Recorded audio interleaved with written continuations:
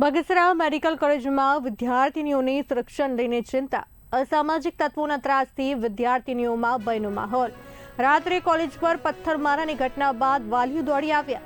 34 વિદ્યાર્થીનીઓની સુરક્ષા મુદ્દે કોલેજમાં રજૂઆત। સુરક્ષા વ્યવસ્થા વધારવા વાલીઓએ માંગ કરી છે।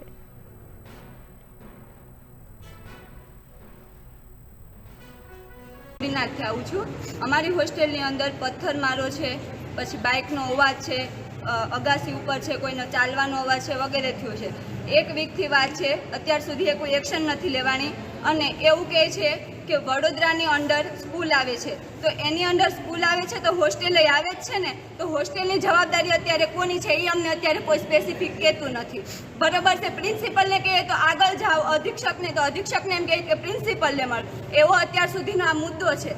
અત્યાર સુધી એક વીક છું, અમને કોઈ નિરાકરણ મળ્યો નથી ને હજી પણ વાલી સહિત બધા હેરાન થાય છે, તો પણ હજી અમારી જવાબદારી લેવા માટે કોઈ તૈયાર નથી। પ્રિન્સિપલ એવું કહે છે કે અમારી અંદર ટ્યુટર આવે છે, તો હોસ્ટેલ છે તો એની અંદર કંઈક આવતું હોય ને, હોસ્ટેલ એ લોકો ચલાવે છે તો કોકની અંદર તો હોસ્ટેલ આવતી હશે ને, તો એનો ક્યાં કોઈ પાસે આન્સર નથી। એનો આન્સર માટે અત્યારે અમે બધા એકઠા થયા છે। અત્યારે અહીંયા જે કોલેજ છે નર્સિંગ કોલેજ, તેમાં અમારી દીકરીઓ ભણે છે, 34 જેવી દીકરીઓ છે અત્યારે અહીંયા, અને તેમની ઉપર રાત્રે 20 તારીખે રાત્રે સોમવારને હુમલો થયેલો, પથ્થરમારો થયેલો હોસ્ટેલ ઉપર, અને દીકરીઓને સવારે બધાને રજા આપી દીધી અને બધા ઘરે વહી આવ્યા। તે બદલ પછી અમને કીધેલું કે સોમવારે તમે પાછા આવજો બધા વાલી સાથે। અમે બધા વાલી સાથે પધાર્યા છીએ અને અમે સાહેબની આગળ એની આગળ રજૂઆત કરી છે, પણ અમને અહીંયા એવી માહિતી મળે છે કે એ લોકો એમ કહે છે કે જે પ્રિન્સિપાલ છે એ એમ કહે છે કે અમારો સમય 9 થી 5 સુધીનો જ છે,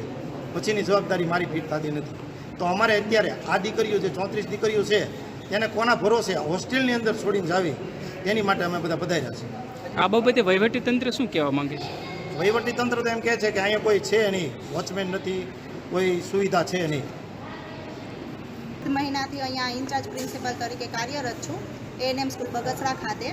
હવે જે લાસ્ટ સોમવારની વાત થાય છે કે આવારા તત્વો દ્વારા જે આતંક મચાવવામાં આવેલો હતો, ત્યાર પછી બીજા દિવસની વાત કરીએ તો ત્યારે અમે એફઆરઆઈ કરેલી હતી અને એફઆરઆઈ દ્વારા અમે હોમગાર્ડ અને સિક્યોરિટી માટેની રજૂઆત કરેલી છે અને સ્ટુડન્ટ્સને જે બીક ને ગભરાટ હતી એના કારણે મેં નિર્ણય લઈ અને એ લોકોને ઘરે મોકલ્યા હતા। આજે જ્યારે પાછા સ્ટુડન્ટ્સ આવ્યા છે એટલે પાછા અમે પોલીસ સ્ટેશને જઈ અને રજૂઆત કરેલી છે કે અમને પોલીસ પ્રોટેક્શન ફાળવવામાં આવે। બીજું, સંસ્થાની અંદર કમ્પાઉન્ડ જે બાઉન્ડ્રી છે એવું કોઈ છે નહીં, એટલે એની પણ મેં રજૂઆત કરેલી છે અને પીઆઈયુમાંથી આજે જ મને એવું જાણકારી મળી છે કે એ કામ થોડાક દિવસની અંદર ચાલુ થઈ જશે। બીજો મુદ્દો છે કે જવાબદારીનો, તો જે આપણે સંસ્થાની વાત કરીએ તો અહીંયા કાયમી મહેકમ નથી, જેમાં વોર્ડન હજી મંજૂર થયેલા નથી, ત્યાર પછી પટ્ટાવાળા કે ચોકીદારનું કોઈ કાયમી મહેકમ છે નહીં। રોજમદાર તરીકે અમને 1350માં પટ્ટાવાળા અને 2400માં ચોકીદારની ભરતી કરવાની મંજૂરી છે, પરંતુ આટલા ઓછા મહેનતાણાની અંદર કોઈ પણ વર્કર કે કોઈ પણ કર્મચારી કામ કરવા માટે તૈયાર નથી।